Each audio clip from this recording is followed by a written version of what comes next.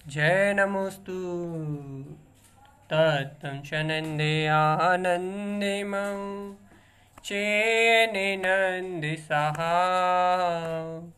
परमिताति पदवेन्दिपौ नमियो सिद्ध स्वभाव गुरु वेशे गुपति रुई गुपति ज्ञान सहकार तारण तरण समर्थ मुनि गुरु संसार निवार धम्म जुतौ जिनेवर हम अर्थति अर्थ है जो भय विनाश भव जो मुनौ ममल ज्ञान परलोय देव को गुरु को धर्म को साजी को बारंबार नमस्कार हो।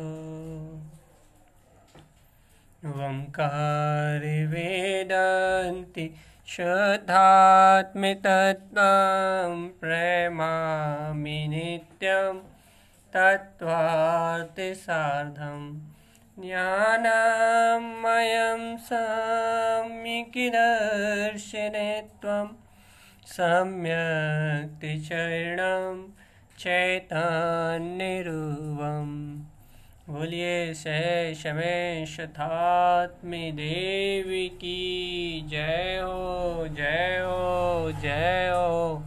आचार्य प्रवर सदगुरुवर तारण तरणमलाचार्य जी महाराज की जय हो जय हो जय हो। सर्वज्ञ जनेन्द्र परमात्मा के अमृतमय शुद्ध जिन वचनों की जय हो जय हो जय हो। जिनेन्द्र परमात्मा का अमृतमय शुद्ध उपदेश।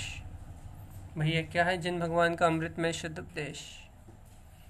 क्या है उनके अमृतमय वचन जिसको ग्रहण करते ही इस जीव के अंतर में उपलब्ध जो अनादिकाल के मिथ्या संस्कार हैं उन संस्कारों का क्षय हो जाता है और इसके अंतर में गुप्त जो इसकी अंतर स्वानुभूति है वह प्रकट हो जाती है। सुन लो भैया, रुचि वाली बात है ये। जिन भगवान के वचनों का बहुत गहरा भाव है ये। क्या है भैया गहरा भाव?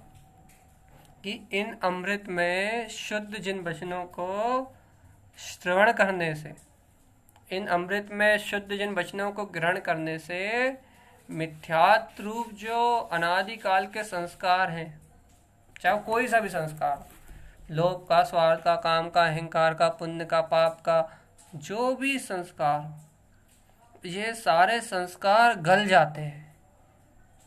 एक भी संस्कार शेष नहीं रहता। सारे के सारे अशुद्ध अज्ञान में संस्कार गल जाते हैं और अपने अंतर में जो निर्मल ज्ञान में ध्रुव सत्ता है, अपने अंतर में जो अपना अनंत ज्ञान में जो अपना अतीन्द्रिय स्वभाव है, अपने इस आत्म सत्ता में शुद्ध आत्म प्रदेशी जो अपना चैतन्यमय स्वरूप है, शुद्ध आत्म प्रदेशी जो अपना ब्रह्म स्वभाव है, ऐसा शुद्ध ब्रह्म स्वरूप वह स्वानुभव में उपलब्ध हो जाता है और कर्तृत्व भोक्तृत्व रूप शरीर, संस्कार, इंद्रिय, विषय आदि भाव क्षीण हो जाते हैं। ये है जिन्हें भगवान के अमृतमय वचन, जिन्हें ग्रहण करने से कसाय क्षीण होती है, पाप क्षीण होते हैं, मोह ममत्व क्षीण होता है, मिथ्यात्व अज्ञान गलता है और भैया सम्यक्त आत्म अनुभव और जो अपना अतीन्द्रिय आत्म स्वभाव है, केवल ज्ञान में स्वरूप, वह उत्पन्न हो जाता है। भैया ऐसा क्या है इस अमृत में? अमृत का अर्थ ही क्या है? जो जीव को, जो उसके अंतर में जो जीव है, उस जीव को उसके ही जो शाश्वत स्वभाव है, जो उसका अविनाशी स्वरूप है, जो उसका अपना गायक ज्ञान में वीतराग स्वरूप है, उस अमर अविनाशी शाश्वत सत्ता को, अजर अविनाशी अपनी शाश्वत चेतना को जो प्रकट करा दे, जो अमरता के वरदान को उपलब्ध करा दे। अमरता, जीव का जो शाश्वत चेतन स्वभाव है वो उसका अपना अपना अजर अमर स्वभाव है ना। जीव का जो शाश्वत स्वभाव है वो उसका अपना अजर अमर स्वभाव है ना। तो इस अजर अमर अविनाशी शाश्वत स्वभाव में जो जीव है, इस जीव को इसके अंतर में उपलब्ध इसके अतीन्द्रिय स्वभाव का बोध हो जाना, इस जीव को इसके अंतर में उपलब्ध अपने ही ध्रुव वीतराग पद का बोध हो जाना, इस वीतराग पद के बोध का नाम ही तो जिनेन्द्र भगवान के अमृतमय वचन है। देखो, चर्चा मुझे करनी है 10 सम्यक्त के लक्षणों की, लेकिन उन 10 सम्यक्त के लक्षणों की चर्चा करने के पूर्व आपको ये पहले पहचान करनी पड़ेगी। ये क्या पहचान करनी पड़ेगी कि वह सम्यक्त के 10 लक्षण पूर्ण रूप से ज्ञान की धारा में है। पहला लक्षण ही ज्ञान है। सबसे बड़ी बात तो ज्ञान की धारा में तो छोड़ो, सम्यक्त के जो 10 लक्षण है, जो मूल गुण है, सम्यक्त रूप 10 मूल गुण, देह दर्शन, ये जो 10 सम्यक दर्शन के जो 10 मूल गुण कहे गए हैं महाव्रतों के अनुसार, ये जो 10 मूल गुण कहे गए हैं, इन मूल गुणों में पहला गुण ही ज्ञान है। अब बताओ भैया, जिस आचरण की, जिस चारित्र की मैं चर्चा कर रहा हूं, उस चारित्र का वर्णन करने के पूर्व कल पंच ज्ञान की चर्चा करी थी। 13 प्रकार के चारित्र की चर्चा हो गई, पंच ज्ञान की चर्चा हो गई। अब 10 सम्यक्त के जो मूल गुण हैं, अब उनकी चर्चा करनी है भैया आपको। तो भैया अब जब अपने को वीतरागी भावलिंगी के अंतर में परिणमित होता हुआ, अंतर में देखो, बाहर में नहीं, उनकी क्रिया में जो परिणमित हो रहा है, जो वो 28 मूल गुण नहीं, उनके अंतर में जो शुद्ध चारित्र रूप परिणमित हो रहा है। बहुत गहरी बात है, थोड़ा सा उपयोग लगाओ, सबको अनुभव से सिद्ध होगी, अनुभव से सिद्ध होगी, लेकिन बुद्धि से नहीं। तो भैया थोड़ा सा उपयोग लगाओ कि अपने को उनके अंतर में क्या परिणमित हो रहा है, उनके अंतर में परिणमित होती हुई शक्ति का अवलोकन करना है। जैसे कि आपके सामने एक उदाहरण दे देते हैं, जैसे कि आपके सामने एक मौसम्बी रखी जाए, मौसम्बी छिलके सहित सामने रखी हुई है आपके सामने, आपको मौसम्बी के छिलके को तो देखना ही नहीं है, आपको मौसम्बी के अंदर जो उसका गूदा है उसको भी नहीं देखना, उसके अंदर जो रस है उसको भी नहीं देखना, आपको उसके अंदर जो अर्क है, जो विटामिन है, जो प्रोटीन है, आपको सिर्फ उसको ही देखना है। भाई कैसे संभव है? मौसम्बी घर में लाएंगे, मौसम्बी भी दिखेगी हाथ में, छिलके भी छीलेंगे, उस मौसम्बी से रस भी निकालेंगे और रस निकाल के रस पिएंगे, भाई तब जाके विटामिन आएगा। और अब आप तो सीधा कह रहे हो कि आपको मौसम्बी के छिलके को देखना ही नहीं है, मतलब वीतरागी भावलिंगी महामुनि राज की द्रव्य चारित्र की क्रिया क्या हो रही है देखना नहीं है। चलो भैया ये भी नहीं देखना, अब आप तो कह रहे अंदर मौसम्बी भी नहीं देखना, अर्थात उस द्रव्य चारित्र की क्रिया तो देखना ही नहीं है, उनके अंतर्मुख होने से उनकी अवस्था क्या है बाहर की, चारित्र की अवस्था, उस चारित्र की स्थिति को भी नहीं देखना आपको। अब आप देखो मौसम्बी भी छुड़वा रहा है, उनका बाहर का द्रव्य चारित्र भी आपने कह दिया नहीं देखना, और उनका जो अंदर में जो निश्चय चारित्र, जो शुद्ध उपयोग की अचल लीनता है, मतलब उन्हें सम्यक चारित्र की प्रकटता है और तप में लीन है, अपने पास सम्यक चारित्र भी नहीं है, अभी अपन तप में भी लीन नहीं है, तो अपने को उस तप को भी नहीं देखना, अभी उनके बाहर के द्रवलिंग को भी नहीं देखना, और अंतर में होने वाला जो चारित्र का शुद्ध भावलिंग है उस भावलिंग को भी नहीं देखना। तो ये फिर किसको देखना है?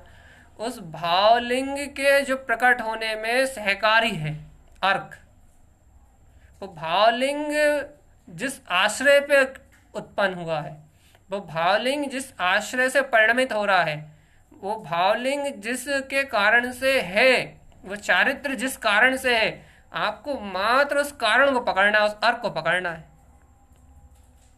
या नहीं? है या नहीं? बहुत सूक्ष्म दृष्टि। क्रिया को नहीं पकड़ना भैया, ये बात तो समझ में आई, लेकिन उनके जो चारित्र रूप परिणाम है उनको भी नहीं पकड़ना, ये बात तो और सूक्ष्म हो गई। और भैया अब चारित्र रूप परिणाम तो छोड़ दो, वह चारित्र रूप परिणाम जिस आश्रय से उत्पन्न हो रहा है, सिर्फ उस आश्रय को अर्थात उस सत्ता को मात्र देखना है, उस सत्य को मात्र देखना है। भैया उस सत्य को मात्र देखने की ये दृष्टि कहाँ से लेके आए हम?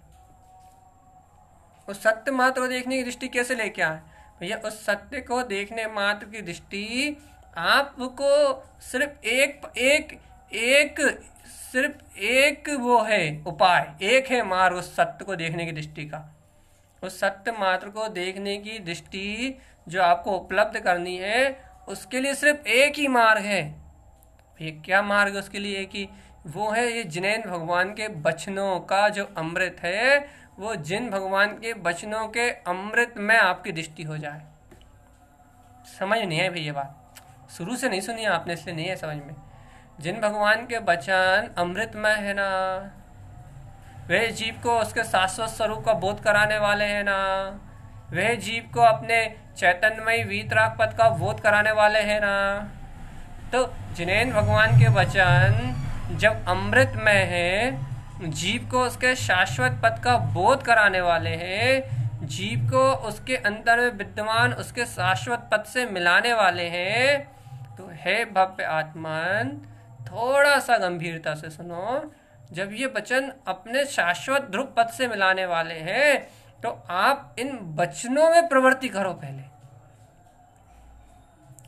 इन वचनों में प्रवृत्ति करें, अर्थात वो कह रहा है ना कि भैया इन वचनों में प्रवृत्ति करने का अर्थ क्या है? वो तुम्हें कह रहे हैं कि तुम ज्ञान में सत्ता हो, तुम ज्ञान में स्वभाव वाले हो, तुम ज्ञान में चेतन लक्षण वाले हो। तुम सबसे पहले अपनी दृष्टि इन पर पर्याय और पदार्थों से हटा के सबसे पहले अपने अंतर आत्मा से, अंतर हृदय से, हाँ मैं वो अविनाशी चेतन ज्ञान में स्वरूप ही हूं, पहले सत्य को स्वीकार करो।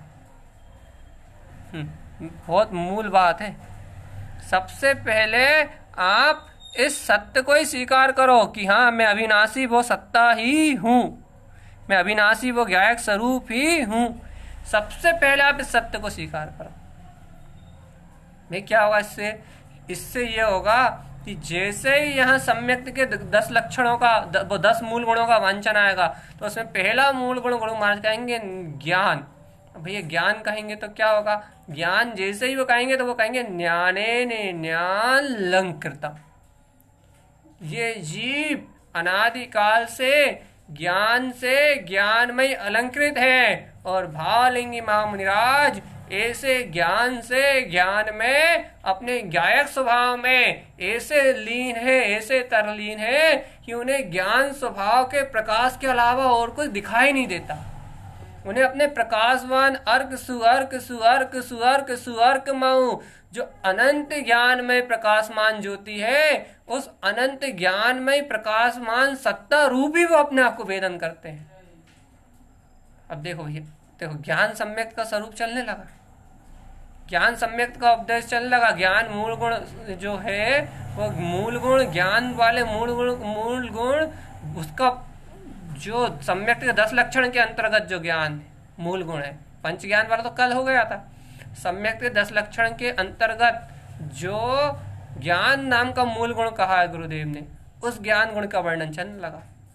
अब बताओ, यदि आप अपने आप को वो ज्ञान में सत्ता नहीं जानोगे, वे ज्ञान में स्वरूप नहीं जानोगे, तो जिस ज्ञान में स्वरूप के अवलंबन से ये ज्ञान रूपी मूल गुण उपलब्ध हुआ है, उस मूल गुण को कैसे जानोगे?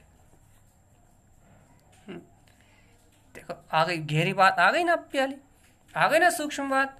यदि आप द्रवचारित्र को तो नहीं देख रहे, आप उनकी अंतर ज्ञान गुफा, उनकी चेतन गुफा में होता जाने की कोशिश कर रहा है, लेकिन उस ज्ञान गुफा में, चेतन गुफा में जो अर्क वर्त रहा है, जो शुद्ध सम्यक्त के 10 लक्षणों में, उनके सम्यक्त के 10 लक्षण है जो मूल गुणों में, उसमें पहला मूल गुण ज्ञान है।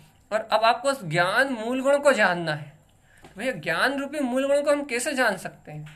तो भैया ज्ञान रूपी मूल गुण को वो ही जान सकता है जिसने इस संसार में अज्ञान रूप भावों से अपना संबंध तोड़ लिया।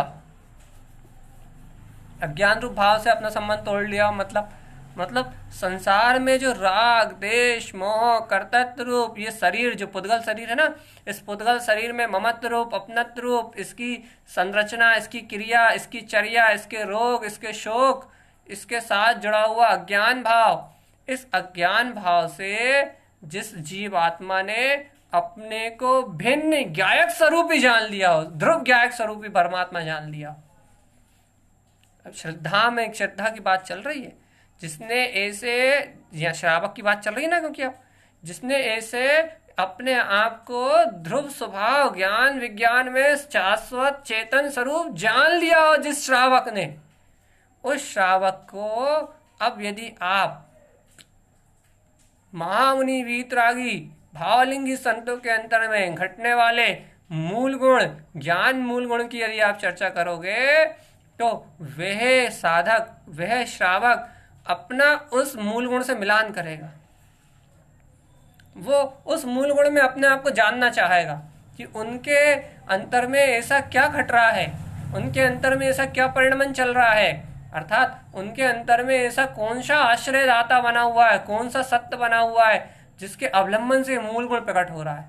कि गुण तो स्वभाव से प्रकट होते हैं ना, तो वह उस सत्ता को जानना चाहेगा, उस ज्ञान में सत्ता को अनुभव करना चाहेगा, अर्थात वे उस ज्ञान में मूल गुण को अनुभव से जानना चाहेगा। श्रावक तो अनुभव से जानना चाहेगा, छह उपसंतों से ग्रहण करना नहीं है।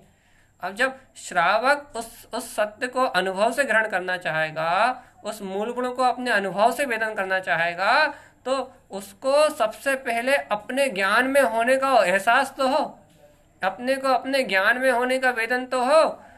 तो भैया जब उसे स्वयं के ज्ञान में होने का वेदन होगा तो फिर श्रावक को बताया जाएगा कि देखो भावलिंगी मुनिराज का ज्ञान मूल गुण कैसा है, तो उसे बताया जाएगा जहाँ ज्ञान ही ज्ञान ही ज्ञान ही ज्ञान ही ज्ञान का जहाँ अलंकरण है, जहाँ ध्रुव ही ध्रुव का प्रकाश है, जहाँ शाश्वत ज्ञान ही ज्ञान बरत रहा है, जहाँ ज्ञान में ज्ञान उपयोग पूर्णता से स्थिर है, जहाँ अज्ञान फटकता भी नहीं है। अब देखो ऐसा श्रावक को सुना दिया अपन ने, ज्ञान मूल गुण का अपन ने अंश सुना दिया।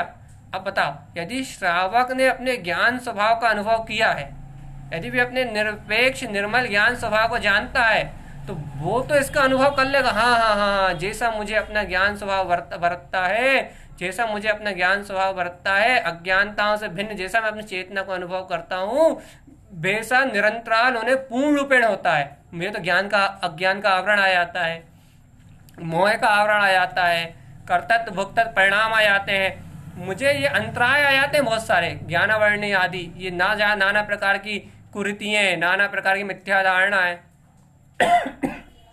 ऐसे श्रावक को तो अज्ञान के अंतराय आ जाते हैं, अज्ञान का क्या बोलते हैं कुठाराघात हो जाता है, कर्म प्रकृतियों की वजह से मिथ्या मान्यताओं का या संस्कारों का पोषण हो जाता है। लेकिन भावलिंगी महामुनिराज का जो ज्ञान मूल गुण है, उस ज्ञान मूल गुण के होने के कारण उन्हें अज्ञान फटकता भी नहीं, ये है विशेषता।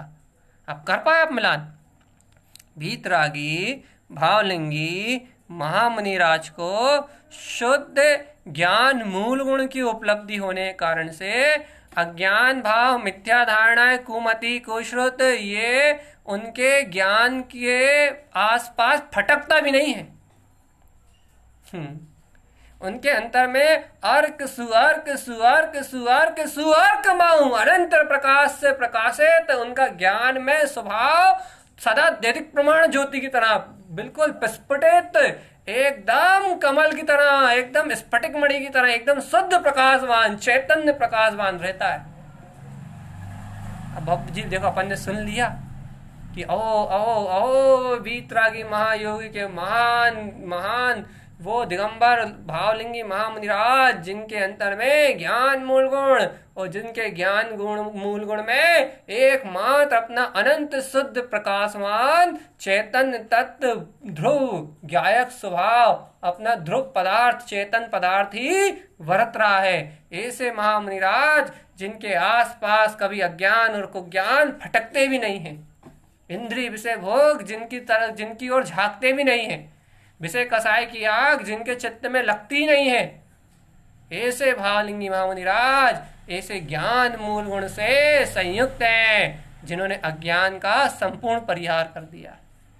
हे भव्य आत्मान, क्या ऐसे ज्ञान मूल गुण को सुन के कि अपने ज्ञान स्वभाव का प्रकाश तुम्हारे अंतर में हो रहा है? या हो जय हो जय हो जय हो, ऐसे अत्यंत प्रकाशवान ऐसा अनंत ज्ञान मूल गुण उन्हें प्रकट हो गया है। ऐसे ज्ञान विज्ञान में स्वरूप में उनका आचरण हो रहा है। अहो, जिस अमृत का रसास्वादन मैं महीनों में कभी कभी करता हूँ, बार बार मैं जिस अमृत के लिए मेरी आत्मा ललायत रहती है, उस अमृत में वे पूर्ण रूपेण निमग्न है, उस अमृत में वे पूर्ण रूपेण डूबे हुए हैं। अहो, धन्य ऐसे योगेश्वर, धन्य उनका ऐसा चैतन्य मूल गुण, उनका ऐसा शुद्ध ज्ञान में प्रकाशित ऐसा शुद्ध मूल गुण। कि कभी ऐसा अंतर से बहुमान आता है? अंतर से बहुमान की धन्य है प्रभु, ऐसा भी मूल गुण है। मैं तो आज तक अनजान था, मैं तो सोचता था वो नाखून नहीं काटते, वो आदंत धोवन, वो दांत नहीं धोते, मैं तो सोचता था वो वस्त्र नहीं पहनते, यही उनकी साधना है। लेकिन मुझे पता लगा ये तो उनका औपचारिक होने वाला द्रव्य व्यवहार है जो स्वयं घट रहा है। वास्तविक यथार्थ सच्चाई तो ये है कि वे तो ज्ञान मूल गुण का पालन करने में ऐसे अनुरक्त हैं, ऐसे अनुरक्त हैं, ऐसे अनुरक्त हैं कि शरीर में एकत्र रूप जो संभाल की जो क्रिया होती है, जो अपन नाखून काट रहा है, मंजन कर रहा है, कपड़े पहन रहा है, अपनी गंदगी को ढक रहा है, ऐसा मिथ्या अज्ञान का परिणाम ही उनके पास प्रकट नहीं होता 3 काल में। अपने को ये सब इसलिए करना पड़ रहा है, ये सब शरीर को घिसना पोछना इसलिए करना पड़ रहा है क्योंकि अपने शरीर को मानते हैं, अपना मानते हैं, इससे मोह करते हैं, इससे ममत करते हैं, असूची में देह में अज्ञान भाव में रति करते हैं, इसलिए अपने को इसको पोषण करना पड़ रहा है। इसलिए अपने को इसको खिलाना पिलाना पड़ रहा है, इसकी देख रेख करनी पड़ रही है, दिन भर इसकी सुरक्षा में इसके लिए पूरे सुबह से लेकर शाम तक आकलित हो रहा है, इसे रोग ना हो जाए, इसे शोक ना हो जाए, इसे सर्दी ना हो जाए, खांसी ना हो जाए, कोरोना ना हो जाए। इस शरीर को संभाल संभाल के खिला खिला के भक्ष अभक्ष दिन रात धन दौलत पैसा मकान दुकान दिन भर इन अज्ञानताओं का पोषण कर करके पागल हुए जा रहे हैं, क्योंकि अपने को अज्ञान भाव है, अज्ञान भाव की मस्ती छाई हुई है, इंद्रिय विषय भोग का नशा छाया हुआ है, कर्तव्य भोक्तव्य परिणामों का नशा छाया हुआ है, मोह माया मत्सर मद कसाय ये सब सर पे चढ़ के बोल रहे हैं। इसलिए अपना जीव क्या करता है भैया? अपना जीव आत्मा इस देह की चाकरी करने में लगा रहता है, इस देह से भिन्न निराकार चेतन प्रभु को नहीं जानता, इस देह से भिन्न निराकार ज्ञायक परमात्मा को नहीं जानता, लगा रहता अपनी शल्यों में, अपने विकल्पों में, अपनी कसायों में। और जिनेंद्र भावलिंगी महामुनिराज क्या करते हैं? वे इन सब प्रपंचों से दूर हैं, उन्हें इस अज्ञानता का ऐसे अज्ञान परिणाम ही उत्पन्न नहीं होते, उनका देह आदि ममत्ती नहीं जाता, उनको अज्ञान भाव में रति होने का कोई भाव उत्पन्न नहीं होता। क्यों नहीं होता? क्योंकि ज्ञान मूल गुण के धारी हैं, उन्हें ज्ञान में ज्ञायक ज्ञान विज्ञान में ध्रुव प्रकाशवान अर्कविंद स्वरूपी निर्विकल्प आनंद ही जिन्हें प्रति क्षण झलकता है। बार बार अंतरोन्मुख क्षण क्षण में जो अंतरोन्मुख होते हैं, अरे स्वरूप से बाहर आने के बाद भी जो अपने प्रकाशवान ज्ञान स्वभाव के ध्यान को नहीं छोड़ते, जो स्वरूप से बाहर आने के बाद भी अपने ज्ञान उपयोग की आराधना को नहीं छोड़ते, ऐसे ज्ञान में अलंकृत जो ज्ञान का ही उपभोग करते हैं, ऐसे वीतरागी महामुनिराज ज्ञान में मूल गुण के धारी हैं। अब कैसा लगा भैया? अब आया बहुमान, मिलान चाहिए, आवृत्ति का मिलान चाहिए इस भूमिका में, इस समय इस भूमिका में ऐसे महाव्रत की अनुमोदना चाहिए। क्यों? क्योंकि तुम ऐसे ज्ञान महाव्रत की अनुमोदना करोगे जब तुम कभी जीवन में भावलिंगी महामुनिराज हो पाओगे। नहीं तो अनादिकाल से द्रवलिंगी हुए, 9वें ग्रह में गए, फिर एक इंद्री झाड़ बन गए, वैसे तो हो जाओगे। लेकिन नहीं तुम इस ज्ञान मूल गुण की अनुमोदना करोगे, इस ज्ञान मूल गुण को उनके अंदर प्रकाशित होता हुआ जानोगे, और इन अज्ञान संस्कारों को अभी इस देह से ममत्व को तोड़ोगे, आज से इस देह से एकत्र तोड़ोगे, आज से इन पुद्गल वस्तुओं से एकत तोड़ोगे और जानोगे कि ये सारे पुद्गल वस्तुओं का परिणमन कोई नहीं कर रहा, कोई नहीं कर रहा है। पुद्गल वस्तुओं का परिणमन, धन संपत्ति मकान दुकान, इनका संरक्षण कोई नहीं कर रहा। ये तो कर्मों से परिणमित हो रही है सारी अवस्थाएं, ये तो पुण्य पाप से परिणमित हो रही हैं। ये पुद्गल अचेतन, तो ये शरीर आदि तो मेरा स्वरूप ही नहीं है। मैं तो इन सब अचेतन जड़ अवस्थाओं से एकदम परे, निराकार ध्रुव चैतन्य ज्ञान विज्ञान में, अतीन्द्रिय आनंद में ध्रुव प्रकाशवान चेतन सत्ता। यदि ऐसा अंतर से अंतर्बोध जागृत करोगे तो भव्य आत्मा, तो आपकी इस अज्ञान में जो मूल गुण है, जो अज्ञान में मतलब जो अशुद्ध गुण है, अज्ञान में मूल गुण नहीं, अज्ञान में जो आचरण करने वाला ये जीव की मूर्ता है, इस मूर्ता से छूटोगे और जहां इस देह से एकत्र टूटेगा और निराकार ज्ञान में सत्ता चेतन पिंड का अंतर से बोध आएगा, उस समय इन मूल गुणों की अनबोधना करने की पात्रता बनेगी, सम्यक्त का वैभव प्रकट होगा और ये जीव आज से आवृत्ति होके और कल महावृत्ति होने की तैयारी करेगा। अपन कहते हैं ना कि भैया आवृत्ति श्रावक महावृत्ति होने की तैयारी करते हैं। गुरु महाराज ने कही ना, उपाध्याय पदवी के बाद आचार्य पदवी, आचार्य पदवी के बाद साधु पदवी, साधु के बाद अरिहंत पदवी, अरिहंत के बाद सिद्ध पदवी। जो ये पंच पदवी की साधना आचार्य तारण स्वामी ने दी, क्या किस आधार पे? इस आधार पे तो है ये जीव आत्मा अपने ज्ञान आदि गुणों को साधता है। देखो, मूलम गुणम पालंती ये विशुद्ध में पहले मैंने दर्शन ज्ञान में गुणों की साधना को ही लिया था, चेतन में स्वभाव की साधना को ही लिया था। तो ये जीव, ये भव्य आत्मा ऐसे अंतर से मूल गुणों को साधता है। और जब ये भव्य आत्मा, जब ये भव्य जीव अंतर से ऐसे शुद्ध मूल गुणों को साधता है, जब अंतर से ऐसे शुद्ध मूल गुणों को अंतर से अंतर रुचि पूर्वक जब ये अंतर में ऐसे शुद्ध मूल गुणों को साधता है, तब इसके अंदर से ललकार उठती है कि अहो मैं तो अखंड ज्ञान पिंड चैतन्य पिंड परमात्मा हूं। और जब ऐसी अंतर से ललक उठती है, ऐसी फुंकार उठती है, तो ये फिर अपने वीतराग मार्ग को साधता है, अर्थात ज्ञान पिंड में अपने आप को साधता है। और जैसे जैसे ज्ञान पिंड में सत्ता है, ज्ञान से ज्ञान का प्रकाश होता है, ज्ञान से ज्ञान का अलंकरण होता है, वैसे वैसे ज्ञान रूपी मूल गुण प्रकट हो जाते हैं। और भव्य आत्मा अंतर से ज्ञान रूपी मूल गुण प्रकाशित होता है, प्रकट होता है, और बाहर में वीतराग भावलिंग अवस्था दिखने लगती है। अंतर में चैतन्य गुण प्रकट होता है, अंतर में शाश्वत ज्ञान गुण में रमणता प्रकट होती है, अंतर से चेतन अतीन्द्रिय स्वभाव के आनंद में निमग्नता प्रकट होती है, और बाहर में द्रवलिंग रूप चारित्र दिखने लगता है। यह सम्यक दृष्टि की कला, लेकिन इसे जाने कोई बिरला। सम्यक दृष्टि की ये रीत मोहे लागत अटापटी, बाहर नार की कृत सम दुख भोगत, अंदर समरस गटागटी। ये तो अंतर आत्मरस की गटागटी है। बाहर में नरकों जैसा दुख दिख सकते हैं, बाहर में आकुलता का परिवेश दिख सकता है, लेकिन उसके अंतर की शांति को, उसके अंतर के आनंद को, उसके अंतर के ज्ञान अमृत रस के वैभव को कोई भी टालने में, फेरने बदलने में संभव नहीं है। वो तो श्रावक है, थोड़े दिन में साधु हो जाएगा, थोड़े दिन में अरिहंत हो जाएगा, थोड़े दिन में सिद्ध हो जाएगा, तुम उसे ढूंढते रह जाओगे, वो तो संसार से पार हो जाएगा। वो तो चला गया, वो तो चला जाएगा इस संसार को छोड़ के। इसलिए तो गुरु महाराज ने पंच पदवियों की साधना दी है। लेकिन भैया कहना टाइम किसके पास है देखने के लिए। ये आनंद का मार्ग है।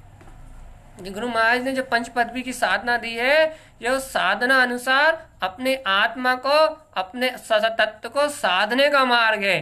तो भैया कोई ज्ञानी विरला जीव जिसे तत्व की पकड़ है, जिसे स्वभाव की पकड़ है, जिसे अपने स्वरूप का गहरा भाव है, जो प्रमाद को छोड़ के आगे बढ़ना चाहता है, जो अटके रहना नहीं चाहता, श्रद्धा में, ज्ञान में, नाना प्रकार की क्रियाओं में, जो किसी भी चीज में अटकना नहीं चाहता, बल्कि अपने श्रद्धा ज्ञान को पूर्ण विस्फुटित कर जो भव्य आत्मा आगे बढ़ना चाहता है, उसके लिए गुरु महाराज की वाणी। स्वभाव मात्र में जो सहज गहरे गोते लगाना चाहता है, स्वभाव मात्र में जो अनंत गहराई से उतरना चाहता है, अनंत गहरे मोती जो अंतर से निकालना चाहता है, उस भव्य आत्मा के लिए दिव्य देशना। भैया ये ज्ञान के मोती जिन्हें निकालना उनके लिए है। अंतर में समरस की घटाघटी होनी चाहिए, अंतर में आनंद चिदानंद में अपने ज्ञान रस की घटाघटी होनी चाहिए। यह है मार्ग। भैया अंतर में ज्ञान रस की घटाघटी हो, अंतर में शांत रस की घटाघटी हो, अंतर में शून्य रस की घटाघटी हो। भैया कहना, भैया आप इतनी आसानी से कह रहे हो, इतनी सरलता से कह रहे हो, क्या इतनी सरलता से हो जाता है? हाँ, क्यों नहीं होगा, क्यों नहीं होगा इतनी सरलता से। भैया आज क्या, आज के पूरे दिन में क्या एक ही मूल गुण की चर्चा करोगे? नहीं नहीं, दूसरे की भी करेंगे ना। देखो गुरु महाराज ने पहला मूल गुण कहा है ज्ञान, और दूसरा मूल गुण कहा उपदेश। दूसरे की चर्चा करेंगे। उपदेश, पहले उपदेश में क्या लिया? पहले लिया कि जिन भगवान के उपदेश के अनुसार ही उसका चारित्र होता है, बाहर की जनता को दिखाने के लिए नहीं, लोक मूर्ता के लिए नहीं, कि दरिया ने कहा महाव्रत कपड़े उतारने का नाम है तो कपड़े उतार दिए तो महाव्रत हो गया। नहीं, उपदेश सम्यक, दूसरा मूल गुण उपदेश। जिनेंद्र भगवान ने जैसा शुद्ध चारित्र कहा है, वैसे जिनेंद्र भगवान के वचनों के कहे अनुसार उसका अंतरंग शुद्ध चारित्र होता है, और वह अपनी वाणी से, अपने मुखार बिंद से जिनेंद्र भगवान के उपदेश के अलावा कोई दूसरा कथन नहीं करता। जिनके मन वचन और काय की प्रवृत्ति भी जिन आज्ञा अनुसार है। जैसा सहजादी भेष जिनेंद्र भगवान का है, जैसे दिगंबर जिनेंद्र भगवान है, जैसे वीतरागी जिनेंद्र देव सर्वज्ञ परमात्मा है, वैसी ही वीतरागता जिनके अंदर में है, वैसा ही शुद्ध आचरण जिनके अंदर में है, वैसे ही शुद्धता की प्रतीति जिनके अंतर में है, उनके उपदेश अनुसार शुद्ध चारित्र को ग्रहण करने वाला, अर्थात जिनेंद्र भगवान की आज्ञा अनुसार ही परिणमित होने वाला, वह उपदेश सम्यक्त का, उपदेश मूल गुण का धारी है। अब मिला भैया, मिला मिला मिला। ये तो उपदेश मूल गुण की बात चल रही है कि वे उपदेश मूल गुण के धारी ज्ञानी साधु भावलिंगी महामुनिराज, उनके मुखार विंद से निकला हुआ एक भी शब्द कभी मिथ्या नहीं होता, वज्र लेप की तरह होता है। अर्थात जो उनने कह दिया वह सत्य है, वह ध्रुव है, वह प्रमाण है। उनकी वाणी से निकला हुआ एक शब्द भी जिन आज्ञा के विपरीत नहीं होता। जिनकी वाणी अचल होती है, अडोल होती है, अकंप होती है, और जिनका चारित्र है, अरे जिनके मन वचन काया का व्यवहार भी जिन भगवान की आज्ञा के अनुसार होता है, शुद्ध सकल चारित्र के धारी, वे उपदेश सम्यक से सुशोभित, जिन्होंने जिन आज्ञा का कभी उल्लंघन नहीं किया। अब अपन बताओ, अपन तो जिन वचनों को मानते ही नहीं है, कहना भैया उल्लंघन की बात तो दूर। अपन तो जिन भगवान के वचनों को सुनते ही नहीं है, उनकी आज्ञा में चलने की बात तो दूर। अपन तो जिन भगवान की मानते नहीं, अपन तो खुद करता धरता बन के मरे जा रहे हैं कि मैं कर रहा हूँ, मैं धर रहा हूँ, मेरे साथ बुरा हो रहा है, मेरे साथ अच्छा हो रहा है, मेरा कोई सुधार कर रहा है, मेरा कोई बिगाड़ कर रहा है। अपन तो अपनी अज्ञानता को मान मान के, कर्तृत्व के भूत को मान मान के मरे जा रहे हैं। और उपदेश सम्यक के धारी वह वीतरागी मुनिराज, जिनके मन वचन काय का परिणमन भी जिन उपदेश अनुसार है, सकल चारित्र के धारी है। मन वचन काय को भी गुप्त, मन वचन काय में नहीं है, वो मन वचन काय से में भी गुप्त है। उन्हें 3 गुप्तियां हैं, और ऐसे मन वचन काय से भी गुप्त है, जो जिन भगवान के उपदेश में निरंतर प्रवर्तमान हो रहे हैं, वह है सकल चारित्र वीतरागी भावलिंगी महामुनिराज, उपदेश महाव्रत के धारी। भाई बताओ, अपना मिलान करके बताओ कि अपने को वस्तु स्वरूप स्वीकार है, पुण्य से आता है, पाप से जाता है। द्रव्य का परिणमन, प्रत्येक द्रव्य का परिणमन अपनी तत्समय की योग्यता के अनुसार होता है। धन कमाने वाला मैं नहीं, खर्च करने वाला मैं नहीं, सब अपने अपने पुण्य पाप से सुखी दुखी होते हैं। अरे वस्तु स्वरूप तो ये है कि ये कर्ता भोक्ता रूप से सारा जगत झूठा है। संसार में दिखने वाली हर एक अवस्था माया है। संसार में दिखने वाला प्रत्येक परिणमन एक समय का मात्र नाशवान क्षणभंगुर, एक समय का मात्र परिणमन है। संसार में होने वाली एक एक समय की अवस्था, संसार में चलने वाला एक एक समय का ये सारा परिवेश, ये सब कुछ एक झूठी कल्पना, इसके अलावा और कुछ भी नहीं है। असत्य, अशाश्वत, क्षणभंगुर, इस पूरे संसार में कुछ भी प्रयोजनभूत नहीं है। यदि इस तीनों लोकों में यदि कोई प्रयोजनभूत है तो वह है जिन शासन में कहा हुआ वीतराग तत्व, जिन भगवान की आज्ञा। यदि ऐसे जिन भगवान के उपदेश को अपने हृदय में बिठाना जानते हो चेतन आत्मा, यदि ऐसे जिनेन भगवान के वचनों को, जिनेन भगवान के उपदेश की प्रतीति को अपने चित्त में बिठाना जानते हो, यदि तुम सच्चे श्रावक हो तो ऐसे भावलिंगी महामुनि राज के अंतर में विद्यमान उपदेश रूपी महामूल गुण को जान सकते हो, महाव्रत को जान सकते हो। और यदि आपके अंतर में यदि ऐसा जिन भगवान का उपदेश वस्तु स्वरूप सम्यक ज्ञान का अंकुरण नहीं है, 3-4 नाम बोल देता हूँ एक चीज के में, आपको कोई कंफ्यूजन होने की गुंजाइश नहीं छूटती।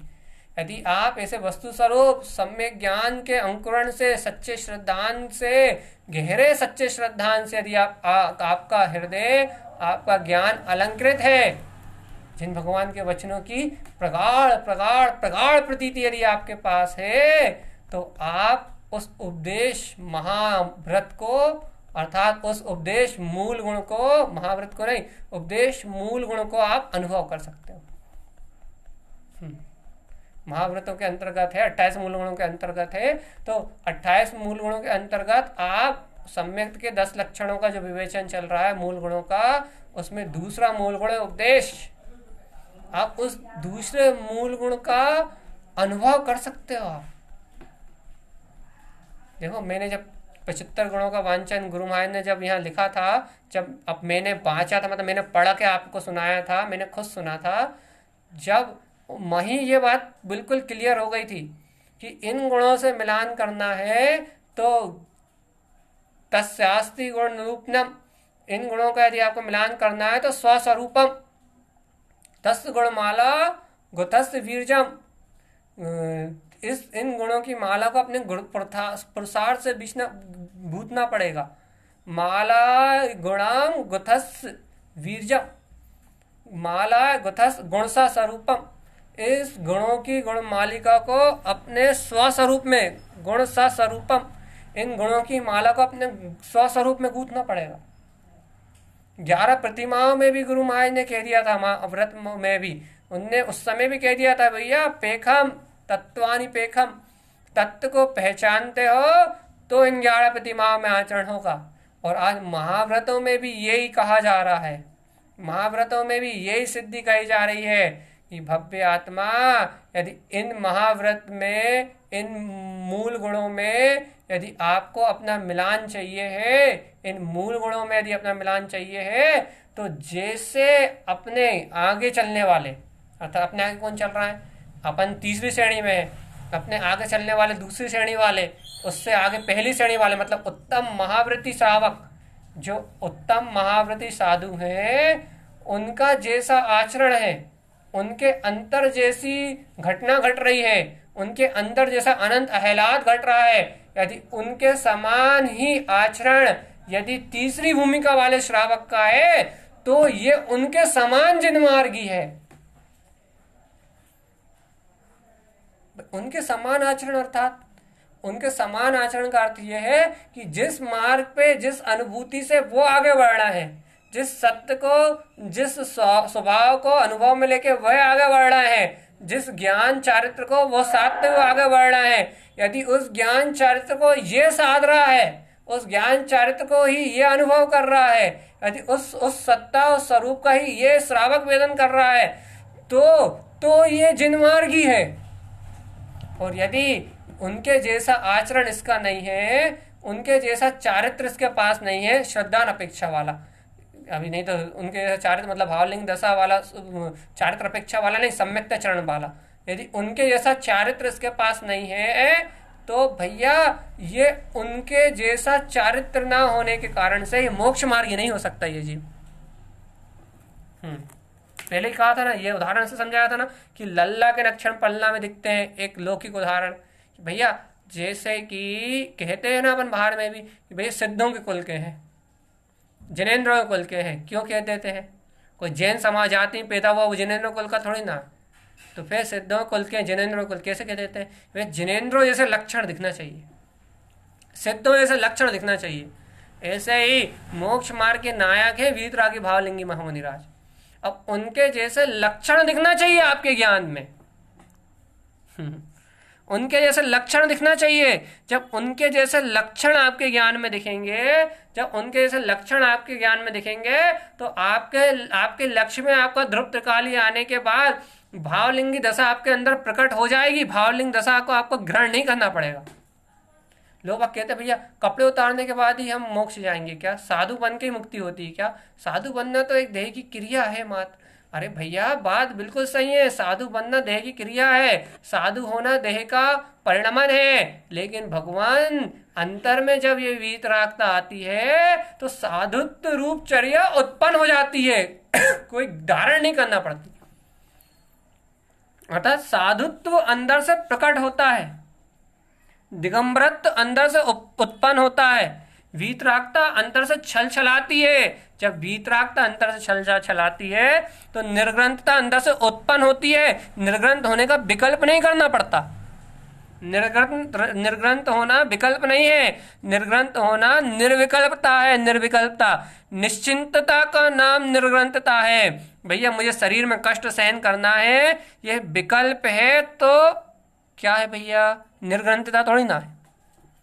ग्रंथियों से मुक्त होना, इसका नाम निर्ग्रंथता है। भैया बहुत गहरी बात हो गई। हाँ तो मैं इतनी गहरी बात नहीं करना चाह रहा, मैं तो सरल बात करना चाह रहा हूँ कि जैसा जिनेंद्र भगवान का आचरण है वैसा आचरण साधु कर रहे हैं।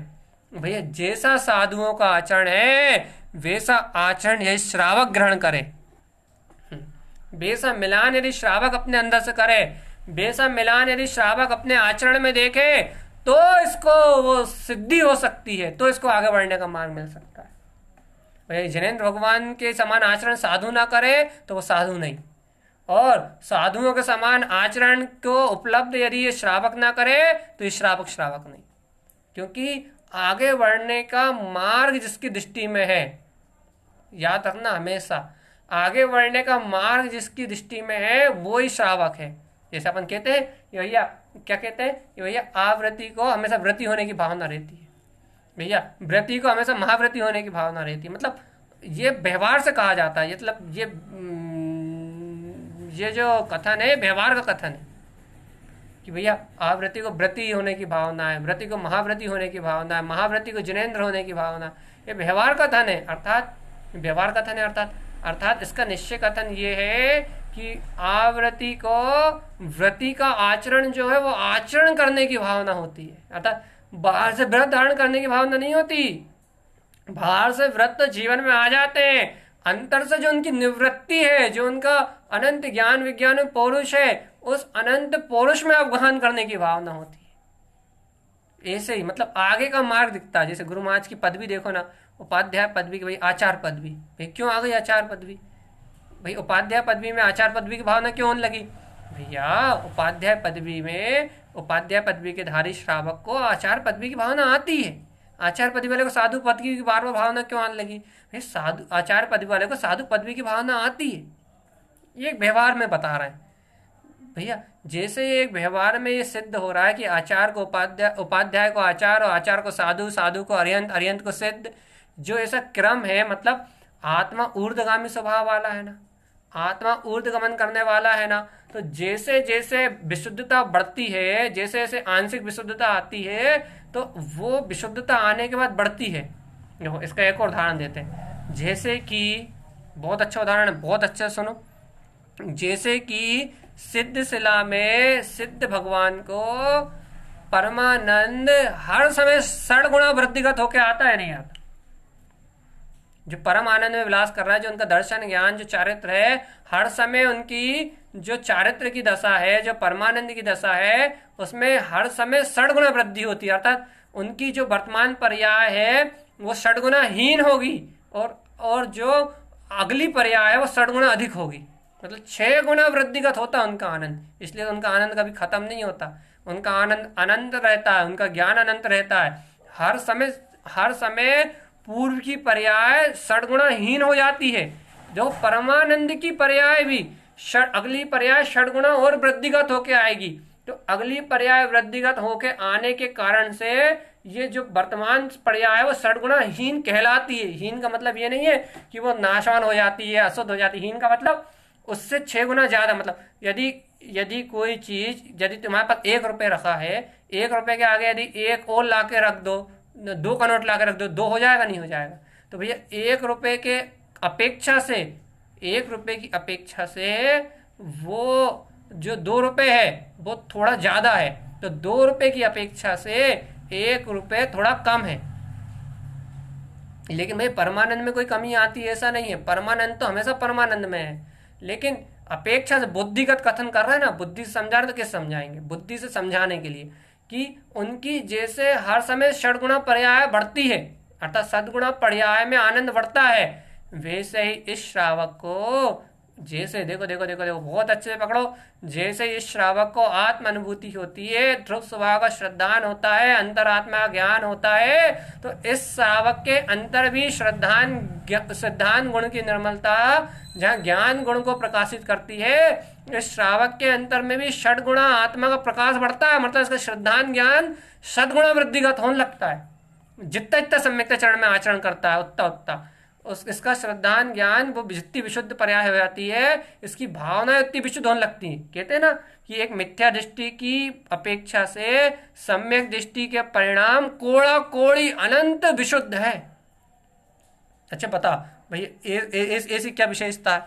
देखो बहुत अच्छा विषय निकल आया। अब बाकी महाभारतों की चर्चा कल, ठीक है? बहुत अच्छा विषय निकल आया कि मिथ्या दृष्टि की अपेक्षा से, बहुत गहरा विषय, बहुत सूक्ष्मता से पकड़ो, मिथ्या दृष्टि की अपेक्षा से सम्यक दृष्टि के परिणाम कोड़ा कोड़ी अनंत कोड़ा कोड़ी शुद्ध है। क्यों भैया? मिथ्या दृष्टि भी राग कर रहा है, सम्यक दृष्टि भी राग कर रहा है, ठीक है? मिथ्या दृष्टि भी भोजन बना रहा है, सम्यक दृष्टि भी भोजन बना रहा है, लेकिन मिथ्या दृष्टि के परिणाम में और सम्यक दृष्टि के परिणाम में कोड़ा कोड़ी विशुद्धता है। क्योंकि जबकि मिथ्या दृष्टि को भी अशुद्ध भाव चल रहे हैं, कलेश के भाव चल रहे हैं, और मान लो इस समय सम्यक दृष्टि को भी कलेश के भाव चल रहे हैं, लेकिन दोनों के अंतर में एक जैसे भाव चलने के बाद भी उसके परिणाम कोड़ा कोड़ी अनंत कोटि शुद्ध कैसे हैं? कैसे हैं बता? सम्यक दृष्टि के अंदर की विशुद्धता मिथ्या दृष्टि के चित्त से अनंत अनंत गुणी अधिक कैसे है? क्यों है बता? बता बता। सम्यक दृष्टि के अंदर की विशुद्धता अनंत अनंत गुणी क्यों है? क्यों है भैया? सम्यक श्रद्धान हुआ है इसलिए। तो ये बात बिल्कुल सही है, लेकिन आंसर वो बताओ, परिणाम की वित्तीय विशुद्धता क्यों है? श्रद्धान से तो है, श्रद्धान के कारण तो है, लेकिन उस श्रद्धान के कारण परिणाम इतने विशुद्ध कैसे हो गए? अरे भैया अब भी वाली उदाहरण दिया, भूल गए कि भैया आत्म श्रद्धान होने से श्रद्धान गुण की पर्याय जो उसके अंदर प्रकट हुई है, उस श्रद्धान गुण की पर्याय के उपलब्ध हो जाने से, उस ज्ञान गुण की पर्याय उपलब्ध हो जाने से उसके अंतर में सद्गुणा वृद्धि होना निश्चित है। हर समय सद्गुणा वृद्धिगत होना निश्चित है। अब जब श्रद्धान ज्ञान सद्गुणा वृद्धिगत होगा, श्रद्धान विशुद्ध होगा, ज्ञान में सद्गुणा वृद्धि चलेगी, श्रद्धान में षडगुणा वृद्धि होगी। ओ भैया बताओ, जब हर समय 6 गुणा वृद्धि उसके श्रद्धान और ज्ञान में होगी, तो अब आप खुद बताओ, आप खुद बताओ कि विशुद्धता कितनी ज्यादा बढ़ रही है उसके अंदर, कितनी ज्यादा विशुद्धता बढ़ रही है। ये तो भैया ये सूक्ष्म विषय सिर्फ मैं ही लेता हूँ, मेरा अलावा किसी विद्वान को सुनाओगे ना तो वो कान पकड़ लेगा और कह देगा भैया जी क्या है, हमें नहीं समझ में आ रहा। ये सूक्ष्म विषय है, परिणाम के कर्णानी योग के गहरे अध्ययन के विषय है, जो अपने अंतर से स्वयं सिद्ध होते हैं। तो भैया ये बातें हैं जो अंतर से घटती हैं। तो ये आप बताओ, ये षडगुणा वृद्धि जो हो रही है उसके परिणाम में षडगुणा उछाल आ रहा है, ये इसका परिणाम सिर्फ इसलिए है कि वो अपने स्वभाव रूप वृत्ति को उपलब्ध कर लिया ना। और जो भी अपने स्वभाव रूप वृत्ति को प्रकट करेगा, जो भी अपने स्वभाव रूप वृत्ति को बना लेगा, उस स्वभाव रूप वृत्ति को स्वभाव रूप स्वीकार करने वाले को ऐसी विशुद्धता तो प्रकट होगी। और स्वामी भैया ने बिल्कुल सही जवाब दिया था, भैया आत्म स्वभाव का श्रद्धान है ध्रुव स्वभाव का श्रद्धान है, तो ध्रुव स्वभाव का श्रद्धान होने से नियम से उसके परिणाम मिथ्या दृष्टि से अनंत गुणा विशुद्ध होंगे। क्यों होंगे? क्योंकि उसको अनंत संसार का बंध होना ही नहीं है ना। मिथ्या दृष्टि जीव को अनंत संसार का बंध होना है, उसे दुर्गतियों में जाना है, उसे संसार में भटकना है। इसलिए मिथ्या दृष्टि जीव के परिणाम तो निकृष्ट होंगे ही, अनंत गुणा मलिन होंगे ही, लेकिन सच्चे श्रद्धान करने वाले जीव के परिणाम, उसके परिणाम अनंत अनंत गुना विशुद्ध होंगे, अनंत अनंत गुना। भैया कभी तो सम्यक दर्शन की महिमा करा करो, कभी सच्चे श्रद्धान की महिमा करा करो। कभी तो ऐसे जिनेन भगवान से मिलान करवा देते हैं गुरु महाराज, बीतरागी भावलिंगी महामुनिराज के मूल गुणों से मिलान करा देते हैं, 75 गुणों से मिलान करा देते हैं, वीतराग चैतन्य ध्रुव अचल विज्ञान में सत्ता से मिलान करा देते हैं। ये सम्यक से सुशोभित तुम्हारी आत्मा को हथेली पर रख के दिखा देते हैं, ये है तुम्हारा आनंद प्रकाशवान चेतन स्वरूप।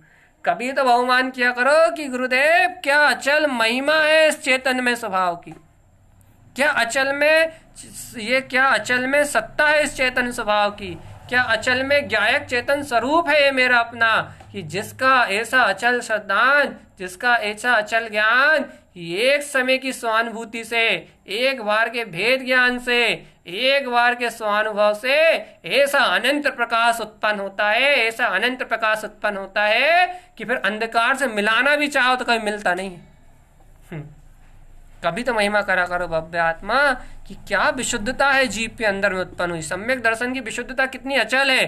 वही तो अपने परिणाम सुधार की विशुद्धता बढ़ाते ना, भाई बुरे परिणाम मत करो, भाई कसाय के परिणाम मत करो, भाई राग के परिणाम मत करो। सम्यक दृष्टि भी नहीं करते सारे परिणाम, लेकिन यदि मिथ्या दृष्टि जीवन भर अपने कसाय के परिणाम संभाले, जीवन भर अपने राग के परिणाम संभाले, जीवन भर अपने सारे परिणामों को अच्छा रखे, खूब पुण्य की क्रिया करे, तो जीवन भर उसका किया हुआ एक तरफ कचरे का ढेर और सम्यक दृष्टि के अंतर की एक समय की विशुद्धता, एक समय की विशुद्धता में जैसे पुण्य का बंध होता है, जो उत्तम देव गतियां 63 श्राका के पुरुषों का जो अति से पुण्य जो उसको बंधता है, समुश्रण आदि जाने की विभूतियां बनती हैं, वो मिथ्या दृष्टि को कल्पनाओं में भी नहीं बनती। तो मिथ्या दृष्टि को जीवन भर परिणामों की संभाल करने पे भी नहीं बनती। जीवन भर परिणामों को संभाल के मर जाए, जीवन भर परिणामों की संभाल करता रहे मिथ्या दृष्टि, तो उसे वो एक समय की विशुद्धता उत्पन्न नहीं होती जो सम्यक दृष्टि को होती, सच्चे आत्मस्वरूप के श्रद्धान से होती है, अपने ज्ञायक तत्व की गहरी पकड़ से होती है। वैसी श्रद्धा, वैसा जो अंतर विशुद्धता का परिणाम है, वो मिथ्या दृष्टि को 3 काल में नहीं होता। करो संभाल, कितनी करोगे, संभाल करनी है, संभाल छोड़नी नहीं है। सम्यक दृष्टि संभाल करता नहीं है, सम्यक दृष्टि की संभाल होती है। क्यों? क्योंकि अंतर से विशुद्धता बढ़ती है ना। जैसे जैसे अंतर से विशुद्धता बढ़ती है, जैसे जैसे अंतर से विशुद्ध ज्ञान बढ़ता है, जैसे जैसे अंतर से विशुद्ध ज्ञान की अंतर महिमा उपलब्ध होती है, वैसे वैसे सम्यक दृष्टि को, वैसे वैसे आत्म अनुभव करने वाले भव्य जीव को ये मुक्ति का मार्ग सहज उपलब्ध होता है, सहज उपलब्ध होता है, अपने आप उपलब्ध होता है। लेकिन भैया अंतर से विशुद्धता की बात है, बस अंतर से रुचि बढ़ने की बात है।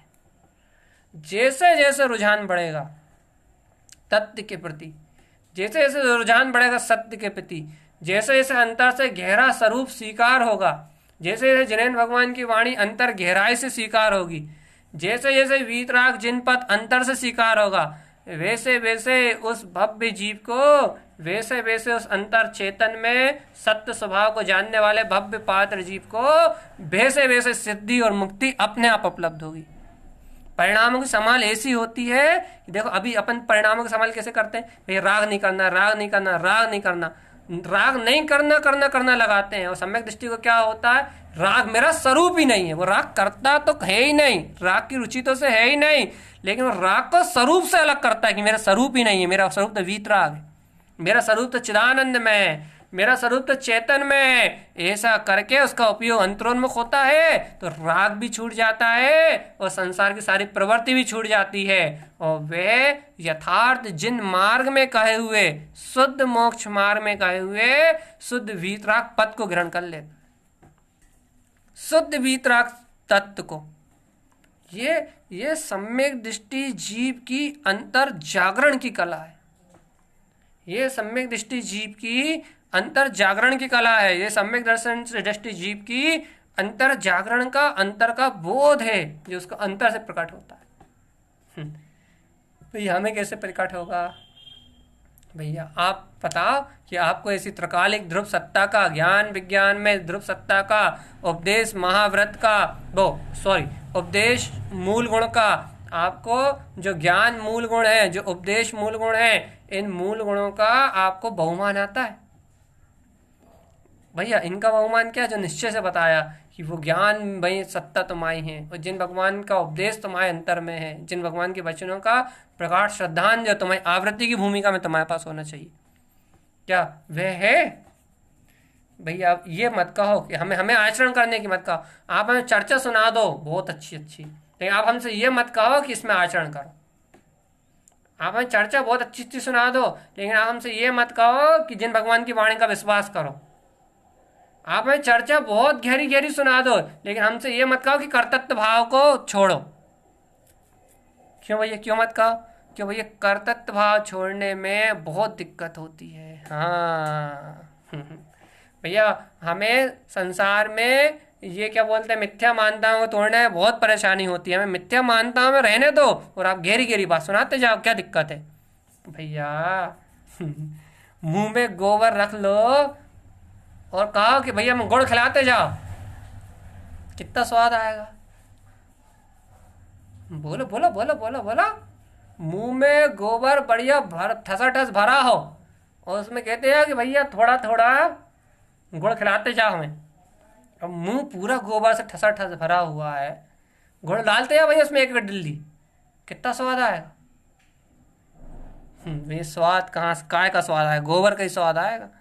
इसलिए मिथ्या संस्कारों से जकड़े रहो, मिथ्या मान्यताओं से जकड़े रहो, वस्तु स्वरूप को स्वीकार ना करो, पुण्य पाप के लिए रोते रहो, शरीर संयोग पे ही तुम्हारी दृष्टि बनी रहे, कर्तव्य भोक्तत्व भाव में तुम्हारी अनुरक्ति बनी रहे, इंद्रिय विषय घर पुत्र परिवार भी तुम्हें सत्य लगता रहे, अंतर से अपने कसाय भाव को ना छोड़ पाओ, मान के भाव को ना छोड़ पाओ, अपमान के भाव को ना छोड़ पाओ। यदि इन अशुद्ध प्रवृत्तियों को छोड़ने से मतलब इनकी मानता को ना तोड़ पाओ, तो भव्य आत्मा ये अमृत जो पिलाया जा रहा है ना, ये अमृत का तुम्हें स्वाद भी नहीं आएगा। ये नहीं कह रहा अमृत अंदर नहीं जाएगा, लेकिन अमृत का स्वाद नहीं आएगा। बस अमृत तो ये सुनते सुनते सुनते सुनते कहीं ना कहीं लकीर पड़ेगी, कहीं ना कहीं संस्कार डलेगा, कहीं ना कहीं रोज रोज सुनोगे तो कहीं ना कहीं तो सम्यक दर्शन होने की पात्रता भूमिका बनेगी। लेकिन पात्रता भूमिका बनेगी, बन रही है, लेकिन स्वाद नहीं आएगा, स्वाद रसीलापन नहीं आएगा, आनंद नहीं आएगा। भव्य आत्मा वही रसीलापन नहीं आएगा, आनंद नहीं आएगा, तो निरस जीवन रहेगा, और निरस जीवन रहेगा तो फिर रोगे कि भैया आत्मा आत्मा सुन रहा है, भैया हम तो आत्मा आत्मा सुन रहे हैं, भैया हम तो आत्मा ही आत्मा सुन रहे हैं भैया सुबह से लेके शाम तक। हाँ भैया आत्मा कौन है? तो हाँ भैया मैं हूँ। कैसी है भैया? पता ही नहीं कैसी। शुद्ध है, बुद्ध है, सुनी है हमने, अनुभव से जाना था भाई, अनुभव की नहीं पता हमें। अरे सुबह से लेके शाम तक आत्मा ही आत्मा रट रहा है, सुबह से लेके शाम तक आत्मा ही आत्मा भज रहा है, सुबह से लेके शाम तक आत्मा ही आत्मा गा रहा है, और कह रहा है भैया आत्मा कैसी होती है, हमें टेस्ट ही नहीं मालूम। अरे कहो ना आनंद में, परमानंद में, चिदानंद में, सुख का घन पिंड है, चारित्र दर्शन ज्ञान मय है, अपने अतीन्द्रिय आनंद से परिपूर्ण ध्रुव और शुद्ध है, निर्भय और निशंक होके कहो ना। क्यों भय लगता है? भय इसलिए लगता है कि आत्मा आत्मा कहने में तो अच्छा लगता है, लेकिन आत्म स्वरूप हूं ऐसा स्वीकार करने में भय लगता है। कितना भय है जीव के पास, इतना भय है, देखो भाई कितना खतरनाक भय है जीव के पास, इतना भय है कि देखो अपन कहो कि भाई स्वरूप की ओर दृष्टि ले जाओ। देखो भय पकड़ा रहा हूं मैं आज, तुमने कभी जीवन में भय नहीं पकड़ा होगा, दृष्टि भय पकड़ा रहा हूं, पकड़ सको तो पकड़ लो। बहुत गहरे जो साधक है वो ही भर सुने ध्यान से, और जो साधक नहीं है वो भी सुने, वो भी अपने हिसाब से घटा पाएंगे, लेकिन कम से कम 50 साधक सुनते हैं इस चर्चा को, कम से कम साधक। जो साधक है वो बहुत ध्यान से सुने, बहुत गंभीरता से सुने, दृष्टि भय पकड़ा रहे हैं, दृष्टि भय क्या होता है भैया? मन भय नहीं, चारित्र भय नहीं, दृष्टि भय, झड़प भय नहीं पकड़ा रहे हम। गुरु महाराज 3 भय कहाँ हैं? दृष्टि भय, मन भय और झड़प भय। अभी पहला भय पकड़ा रहा है दृष्टि भय। दृष्टि भय क्या है? बहुत गहराई से कि जब इस जीव आत्मा को जब अंतर से बोध है कि मैं ध्रुव तत्व भगवान आत्मा हूँ, मैं गायक स्वरूप भगवान आत्मा हूँ, मैं चेतन में भगवान आत्मा हूँ, या जिन भगवान के उपदेश को सुन रहा है कि मैं ध्रुव हूँ, मैं शुद्ध हूँ, इन पर्याय परिणमन से पार हूँ। अब इस जीव से कहो कि भैया देख, पर्याय परिणमन से पार हो ना, ध्रुव हो ना, शुद्ध है ना, तो देखो अपनी दृष्टि ध्रुव स्वभाव पर रखो, अपनी दृष्टि ध्रुव स्वभाव को देखो, अपनी दृष्टि में ध्रुव स्वभाव को लेके आओ, अपनी दृष्टि में ध्रुव स्वभाव को बिल्कुल स्थापित करो, अर्थात अपनी दृष्टि में अपना ध्रुव स्वभाव रहे। तो मालूम है कैसा भय लगता है इसको? अरे ये करता, ये तो कर ले, अरे ये तो नहीं हो रहा, अरे इसको तो बता दें, अरे इससे तो ये कर ले। ये दृष्टि को पर पर्याय में बार बार लेके भागता है। दृष्टि भयभीत बनी रहती है स्वभाव की ओर जाने में।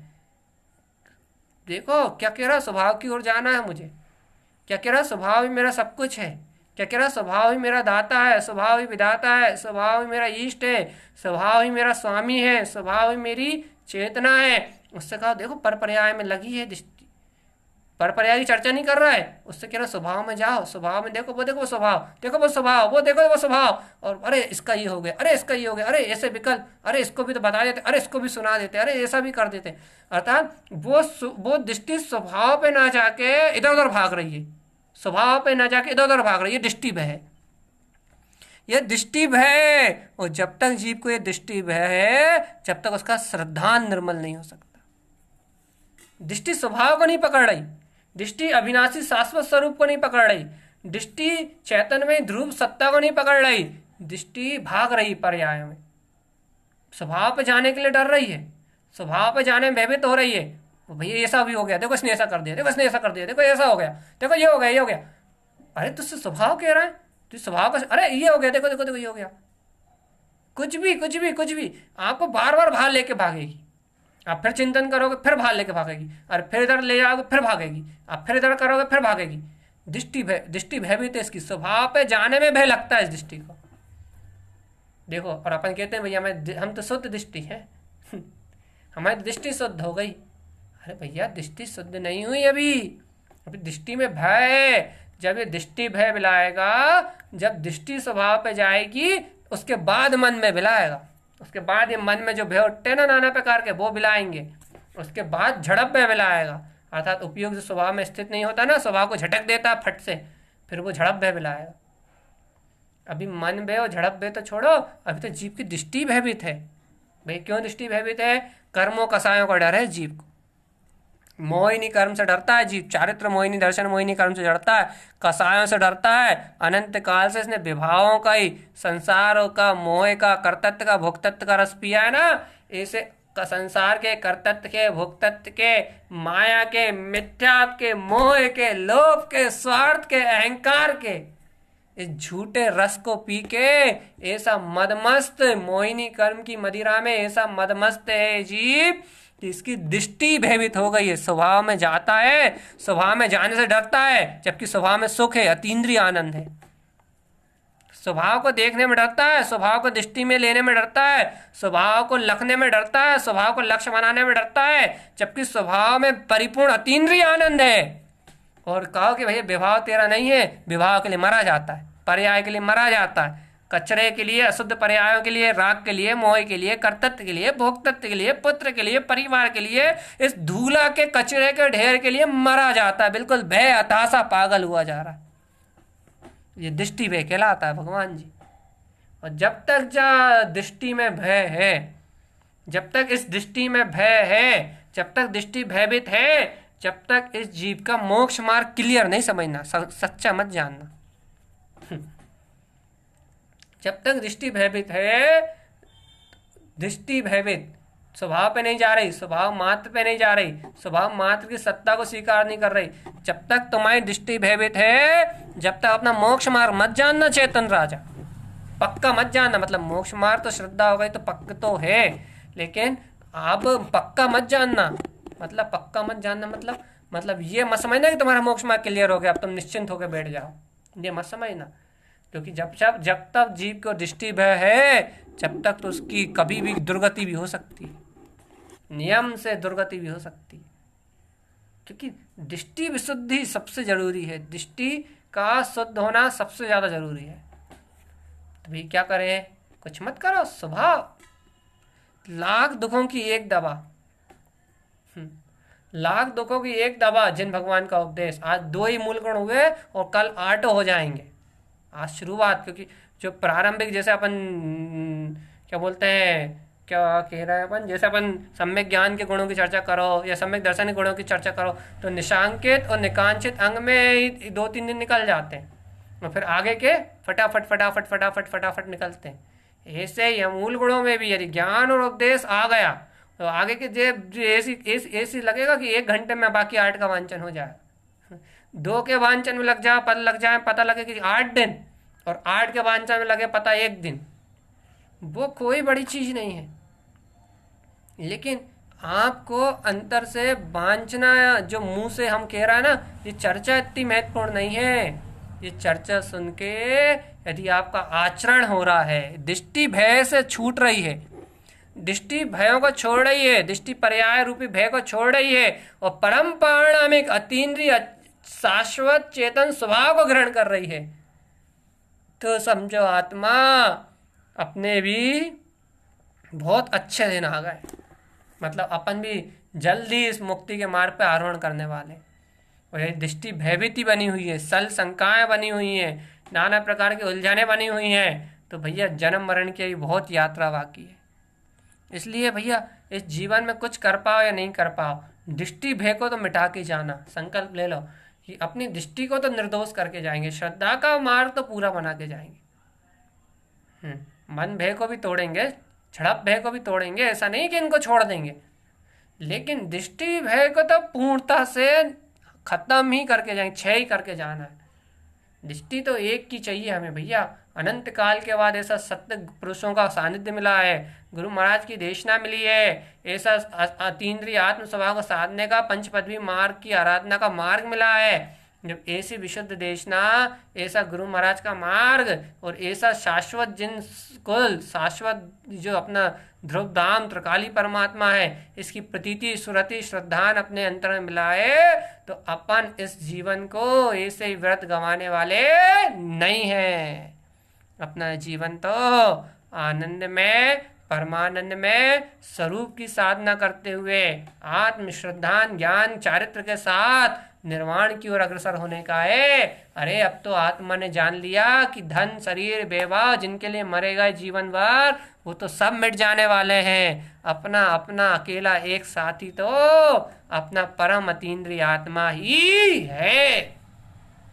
इसलिए है भव्य आत्मन, बस आज महाव्रत, आज मूल गुणों की अनुमोदना में, भीतरागी भावलिंगी महामुनि राज के शुद्ध चारित्र की अनुमोदना में, इन मूल गुणों की अनुमोदना में ज्ञान मूल गुण और उपदेश मूल गुण का अनुमोदन करने का भाग्य अपने जीवन में उत्पन्न हुआ। जितेंद्र भगवान की ऐसी देशना, ऐसी दिव्य देशना अपने को प्राप्त हुई। इसके लिए सदगुरुदेव के प्रति का भैया बार बार अभिवादन, बार बार हृदय की झुकी हुई परिणति से सदगुरु का अभिवादन, सदगुरु का वंदन, जितेंद्र भगवान की ऐसी अविचल देशना को और बार बार साक्षात्कार, हजारों बार, कोटि कोटि बार प्रणाम। भैया ऐसे सदगुरु की अभिवादन करते हुए, जिन भगवान के वचनों की वंदना करते हुए अपने स्व स्वभाव की साधना का मार्ग बने, जिन आज्ञा अनुसार ही अपनी पूर्ण प्रवृत्ति हो, ऐसी अनंत मंगल भावनाओं के साथ बोलिए आचार्य प्रवर सदगुरुवर तारण तरणमलाचार्य जी महाराज जी की जय हो, जय हो, जय हो, जय हो।